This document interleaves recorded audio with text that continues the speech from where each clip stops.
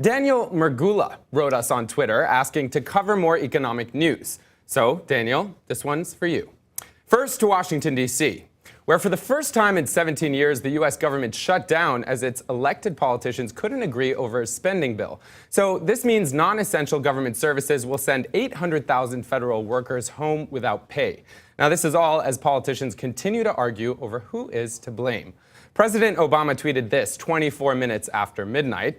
They actually did it. A group of Republicans in the House just forced a government shutdown over Obamacare instead of passing a real budget. So for many Americans, it's quite understandable that we're feeling slightly embarrassed. But what about reactions from across the world? Well, let's start with Chris Hall, who writes from London that America was not shut down properly. Would you like to start America in safe mode with free healthcare and without the guns? Recommended. And in China, a Canadian entertainer living there asked this: Chinese must be wondering, when will America embrace real reform? How long can the system survive? Where is America's Gorbachev? All compelling and timely questions. And from Sydney, Australia, Comedy Fish looks at the silver lining, perhaps, in all of this.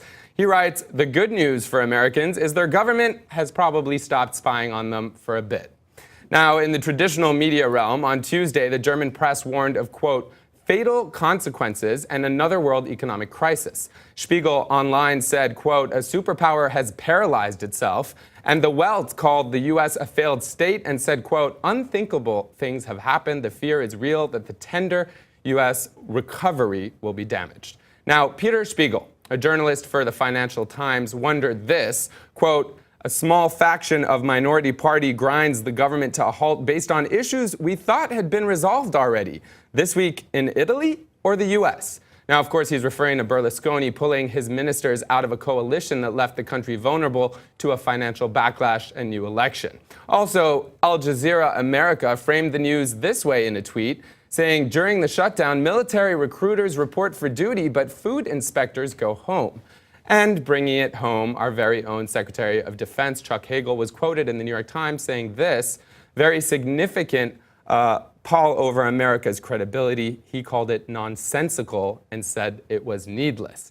Now, this photo was also making the rounds online, so we thought we would share it with you. It says, as you can see, freedom is temporarily closed. We will continue to liberate you when funding is made available, perhaps poking fun at America's foreign policy. Now, for those of you feeling so disillusioned by this news, some good news perhaps. National parks may be closed, but as you may know, passport offices are still open if you want to expedite your passport request and get the hell out of here.